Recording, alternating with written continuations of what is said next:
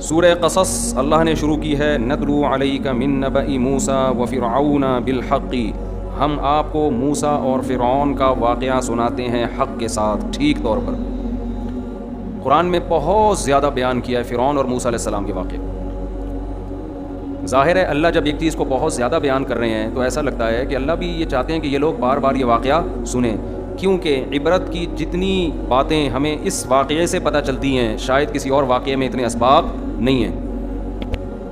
کس طرح سے اللہ مہلت دیتا ہے نافرمانوں کو، کیسے اللہ خفیہ تدبیریں کرتا ہے ظالموں کے خلاف، ظالموں کو خود بھی پتہ نہیں ہوتا۔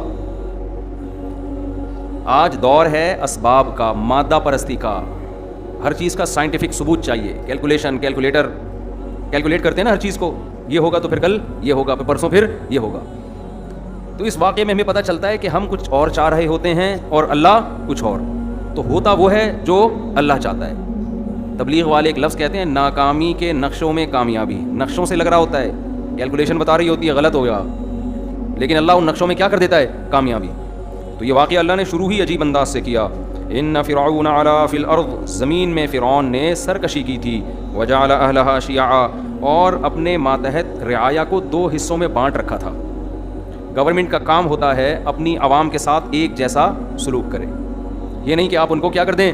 ڈیوائڈ کر دیں، لیکن اس نے ڈیوائڈ کر رکھا تھا۔ یستضعف طائفۃ منہم، ایک جماعت کو کمزور بنایا ہوا تھا، بنی اسرائیل کو، کیونکہ وہ فلسطین سے ہجرت کر کے آئے تھے، یہاں کے نیشنل ہو چکے تھے، مگر آج بھی دنیا میں ایک نمبر نیشنل اور دو نمبر نیشنل، کہ یہ وہاں سے آئے ہوئے لوگ ہیں، اور چونکہ حق پرست ہیں، نماز روزے کے پابند ہیں۔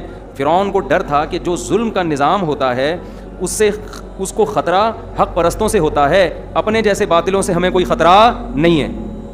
تبھی تو آج مسلمان سب سے کمزور ہیں، دنیا میں پٹ رہے ہیں، لیکن دہشت گردی کا تانا کس کو دیا جاتا ہے؟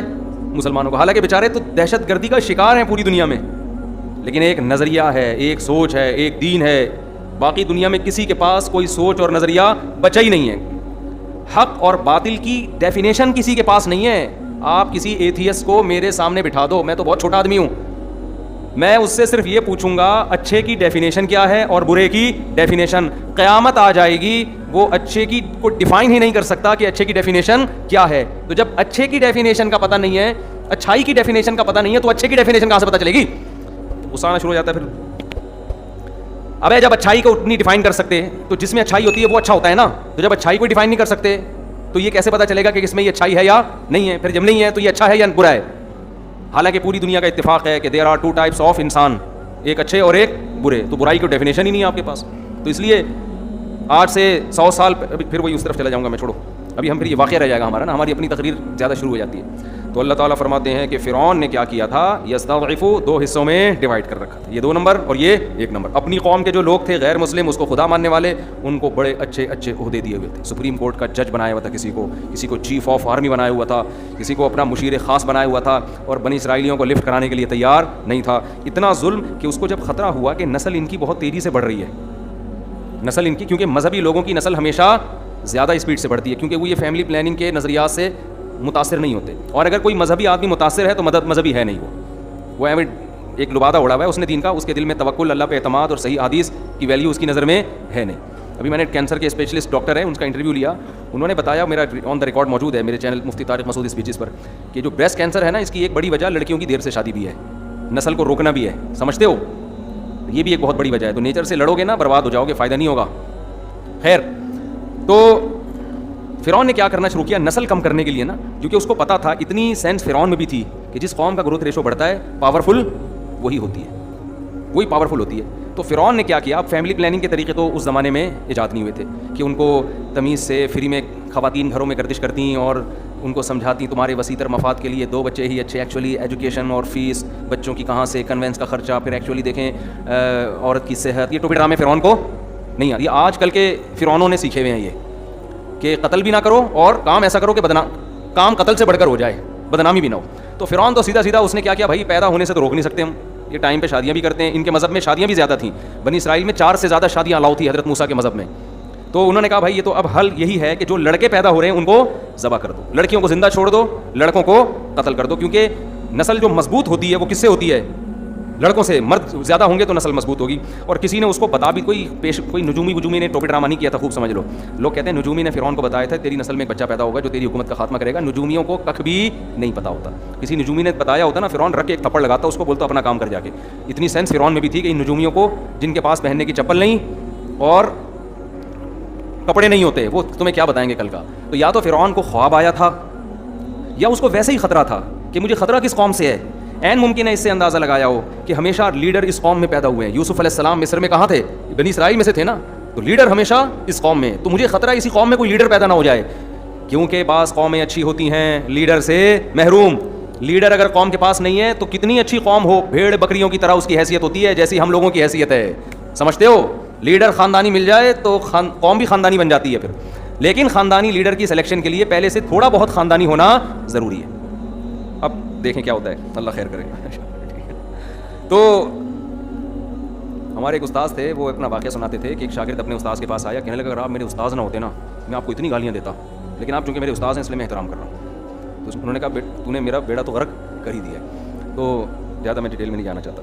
اچھا خیر, تو بھائی اللہ تعالیٰ قرآن میں فرماتے ہیں کہ اچھا فرعون کو یہ خطرہ ہوا کہ میری قوم میں ایسا کوئی, بنی اسرائیل میں ایسا, یا تو خواب آیا یا اس کو یہ خطرہ ہوا کہ بھئی یہاں کوئی ایسا لیڈر پیدا ہو سکتا ہے. درباریوں نے بھی اس کو مشورہ دیا ہوگا نا, وہ جو چمچے ہوتے ہیں. تو فرعون نے کیا کیا, اتنا ظالم, جہاں خبر ملتی کہ ان کے ہاں بیٹا پیدا ہوا ہے اس کو ذبح کر دیتا. ذبح کر, کتنا چیخیں چیختی ہوں گی مائیں. قرآن کہہ رہا ہے ان فرعون علا فی الارض وجعل اہلها شیعا یستضعف طائفة منهم یذبح ابناءهم ویستحیی نساءهم انه کان من المفسدین. واقعی بڑا فسادی تھا وہ.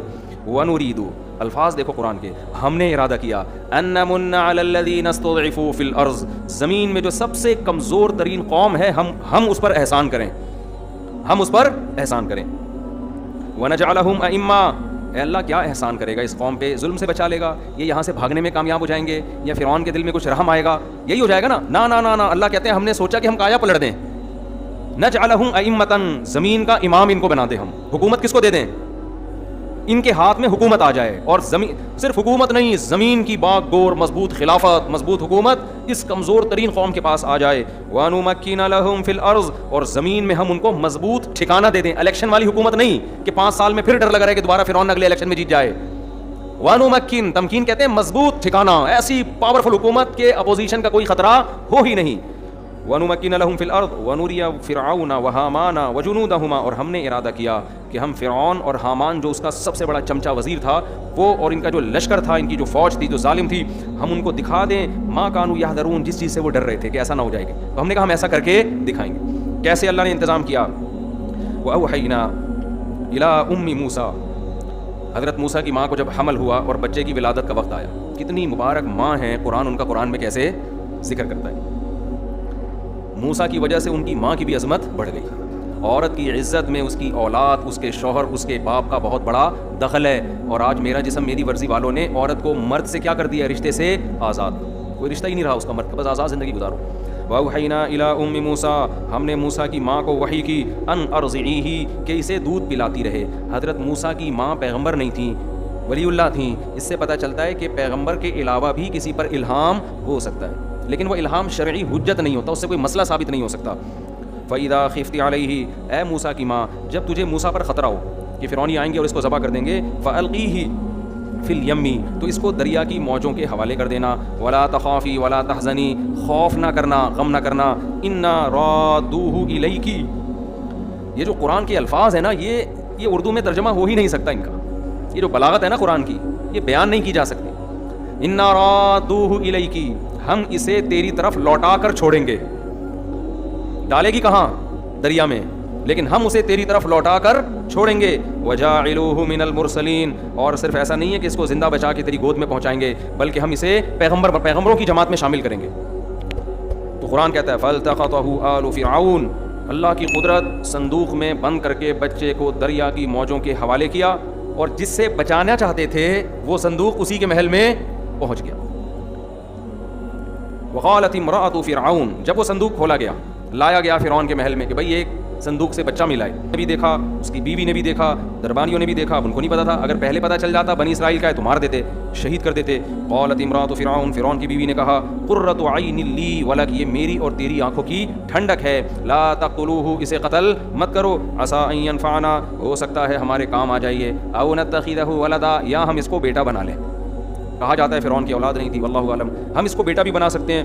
ادھر موسیٰ علیہ السلام کی ماں کو جب پتا چلا کہ نکلا کہاں یہ بچہ, فرعون کے محل میں, تو قرآن کہتا ہے اصبح فؤاد امی موسیٰ فارغا, موسیٰ کی ماں کا دل صبر سے خالی. مسئلہ یہ تھا اگر وہ جا کے بتا دیتی میرا بیٹا ہے تو لازمی قتل ہونا تھا, وہ سمجھ جاتے تو بنی اسرائیل کی ہیں. لیکن ماں نہیں کیسے بتائے, ان کو تو ویسے ہی کہ میرے دشمن کی گود میں کیوں پل رہی ہے. تو قرآن کہتا ہے ان کادت لتبدی بہی, قریب تھا کہ موسیٰ کی ماں جا کے بتا دیتی میرا بیٹا ہے میرے حوالے کرو. مائیں عورتیں جذبات میں ایسا کام کر لیتی ہیں نا جس سے ان کو فائدے کے بجائے نقصان. جیسے آج کل عدالتی کھلے لے کے نا گھر بیٹھ جاتی ہیں, بعد میں جب پتہ چلتا ہے نا وہ پرانا والا گیا اور نیا والا مارکیٹ میں کوئی اویلیبل مناسب ریٹ پہ نہیں ہے, پھر پرانے والے سے رابطہ کر رہی ہوتی ہیں, اور اس کے دل میں اتنی نفرت بیٹھ چکی ہوتی ہے, اتنی بیٹھ چکی ہوتی ہے, وہ اگر رکھتا بھی ہے تو وہ عزت نہیں دیتا. یہ ایک دفعہ بھاگ چکی ہے گھر سے. یہ مسلم لیگ میں سابق دور حکومت میں کسی خاتون نے آواز اٹھائی تھی اس خلا کے کیس کے خلاف, جس سے عورتیں برباد ہو رہی ہیں, مردوں کے بجائے عورتوں کو نقصان زیادہ ہو رہا ہے, کیونکہ عورت کی طبیعت میں جلد بازی میں شوہر نے کہیں غصے میں تھپڑ لگا دیا, فوراً جا کے خلا کی ڈگری لے لی, پھر بعد میں خیال آیا یہ ہوا کیا میرے ساتھ. عورت کی طبیعت میں جلد بازی ہے, وہ جلدی میں ایسے فیصلے کر لیتی ہے جس سے بعد میں وہ پچھتاتی ہے. بہت عورتیں اپنا نقصان کر چکی ہیں یہ عدالتی خلوں سے, لیکن مسلم لیگ کی خاتون نے آواز اٹھائی تھی 8-10 سال پرانی بات, اس آواز کو دبا دیا گیا. تو ایسا ہوتا ہے مارکیٹ میں, اچھی باتوں کو ہماری اسمبلیوں میں الحمدللہ کبھی بھی, اور اس سے بڑے بیوقوف ہم لوگ ہیں, ابھی پھر مجھے غصہ دلاؤ گے تم لوگ. اچھا خیر, تو بھائی قرآن کیا کہتا ہے, قریب تھا کہ وہ بتا دیتی کہ میرا بیٹا ہے, لیکن قرآن کہتا ہے لولا ربطنا علی قلبها, ہم نے ان کے دل کو مضبوطی سے باندھ دیا. تو کچھ آپ اللہ کے لیے کرو, کچھ اللہ بھی آپ کو صبر کی توفیق دیتا ہے. اللہ کہتا ہے ہم نے مضبوطی سے ان کے دل کو کیا کر دیا, گویا رسی سے باندھ دیا کہ بے قابو نہ ہونا. قرآن کہتا ہے وقالت لاختہ, جب حضرت موسیٰ کی ماں نے بچے کو صندوق میں ڈالا تو حضرت موسیٰ کی بہن سے کہا قصیہ, اس صندوق کے پیچھے پیچھے چل. اللہ کے کہنے پہ میں ڈال تو رہی ہوں لیکن پتہ نہیں بچہ جائے کہاں, پیچھے پیچھے چل. فبصرت به عن جنب وهم لا يشعرون, موسیٰ کی بہن چپ کے اس صندوقچے کو دیکھتی رہیں, فرعونیوں کو پتہ نہیں چلا. اس لیے کہ اگر فرعونیوں کو پتہ چل جاتا نا کہ یہ بچی دیکھ رہی ہے تو وہ کہتے بھئی اس کا کیا لگتا ہے جو اتنے دور سے اس کے ساتھ چل کے آ رہی ہے, تو وہ سمجھ جاتے ہیں اس کی رشتہ دار ہے, بہن ہے, اور بچہ پتہ چل جاتا کہ کس کا بیٹا ہے یہ. تو قرآن کہہ رہا ہے لاشعوری طور پر نا اس نے بس یہ دیکھ رہی ہے جا کہاں رہا ہے. وحرمنا علیہ المراضع من قبل, بچے کو سب سے پہلے دودھ چاہیے ہوتا ہے. تو فرعون کی بیوی نے جب مشورہ دیا نا اس کو قتل نہیں کرو, فرعون نے کہا بالکل آپ کا مشورہ سر اور آنکھوں. سمجھتے ہو, سمجھ تو گئے ہوگے آپ لوگ. اب کیا ہوا کہ جی وحرمنا علیہ المراضع من قبل, ہر دودھ پلانے والی کے دودھ کو اللہ نے موسیٰ پر حرام کر دیا. حرام کا مطلب موسیٰ کسی کی چھاتی کو منہ لگانے کے لیے تیار نہیں. فقالت, اب ظاہر بچہ تو مر جائے گا. حضرت موسیٰ ظاہر پیغمبر تھے, اتنے حسین تھے کہ قرآن میں سورہ طٰہٰ میں آتا ہے القیت علیک محبۃ منی, ایسا پیار تھا نا ان کے چہرے پر کہ سب کے دلوں میں اللہ نے ان کی محبت ڈال دی. فرعونیوں کے دل میں محبت ڈال دی, بچے پر پیار اتنا آ رہا تھا سب کو, اتنے خوبصورت, اتنے حسین.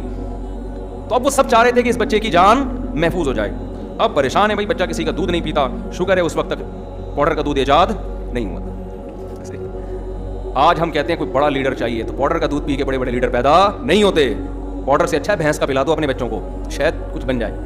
خیر, میں کمپنی کا نام لینے لگا تھا لیکن پھر میں نے کہا کمپنی والے کیس کر دیں گے میرے خلاف. وحرمنا علیہ المراضع من قبل فقالت هل ادلکم, اب وہ بہن موسیٰ علیہ السلام کی چلی گئی دربار میں, کہنے لگی بھائی وہ ایک خاتون ہے, میرا خیال ہے کہ میں بھی جب یہ وہ گود میں لیں گی تو اس خاتون کے بارے میں رپورٹ یہ ہے کہ ہر بچہ ان کا دودھ پی لیتا ہے, ایسے کچھ گول مول کر کے نا, تاکہ یہ پتہ نہ چل جائے کہ وہ ان کی ماں ہے اور میں ان کی بہن ہوں. اس بچی کا بھی کیسا کانفیڈنس تھا, کتنے احتیاط سے اس نے جا کے فرعونیوں کو ایسا بتایا کہ پتہ نہ چلے کہ میرا اس سے کوئی ریلیشن ہے. قرآن کہتا ہے علی اہل بیت یکفلونہ لکم, میں تمہیں ایسے گھر کا پتہ بتاؤں جو اس کی کفالت کر لیں گے بچے کی اچھے سے. وہ خاتون ہے, وہ بچوں کو اچھا سا پال بھی لیتی ہیں اور امید ہے یہ بچہ ان کا دودھ پی بھی لے گا. قرآن کہتا ہے وہ لوگ خیر خواہی چاہ رہے تھے حضرت موسیٰ کی, بچے کی جان بچانا چاہتے تھے. فرددناہ الی امہ, ہم نے اس طرح موسیٰ کو ان کی ماں کی گود میں پہنچا دیا.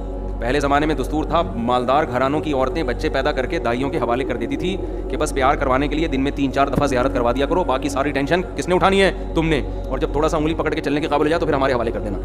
تو میں مالدار عورتوں سے کہتا ہوں جو بڑی ڈیسنٹ قسم کی لائف گزارنا چاہتی ہیں, بچے پیمپر ان ٹینشن ہو, اور اس کی وجہ سے وہ نسل روک لیتی ہیں, تو روکنے سے بہتر ہے پیدا کر کے دائیوں کے حوالے کر دو. میاں سے بولو جہاں اتنا خرچہ کر رہے ہو وہاں ایک دائی رکھ لو, وہ پال پوس کے تھوڑا جب چلنے پھرنے کے قابل ہو جائے گا تو تمہارے حوالے کر دے گی, اس میں کوئی حرج نہیں ہے. نہ پیدا کرنے سے بہتر ہے کسی سے پلوا لو. ہمارے نبی صلی اللہ علیہ وسلم کی تو کبھی تو حضرت دائی حلیمہ کے حوالے کیا گیا نا, تو پہلے زمانے میں یہ بہت ہوتا تھا کہ مالدار گھرانے کی عورتیں جو تھی وہ کہتی تھیں بھائی ایکچولی ہمارے پاس ٹائم جو ہے نا اسٹائل ان کا ٹائم نہیں ہے, ایکچولی وہ ابھی ایک اسائنمنٹ تیار کرنا ہے اور میٹنگ بھی ہے, بزنس میٹنگ بھی ہے وغیرہ وغیرہ, میاں مکھن چو کہیں باہر بیٹھا ہوا ہے. خیر تو کوئی بات نہیں, آپ کسی اور سے پلوا لیں, جہاں اتنا خرچہ ہو رہا ہے, لیکن روکنے سے بہتر ہے کہ کسی سے پلوا لیں. خیر تو مکھن چو کا لفظ نکال دینا بھائی, کہاں گیا وہ. تو قرآن کہتا ہے فرددناہ الی امہ کئی تقر عینہا, ہم نے موسیٰ کو ان کی ماں کی گود میں پہنچا دیا تاکہ ان کی آنکھیں ٹھنڈی ہو جائیں, ولا تحزن اور وہ غم نہ کرے, ولتعلم اور موسیٰ کی ماں کو یقین آ جائے, ان وعد اللہ حق کہ اللہ جو وعدہ کرتا ہے سچا کرتا ہے. اللہ نے کہا تھا اس کو صندوق کے حوالے کر دے, میں اسے تیری گود میں پہنچاؤں گا.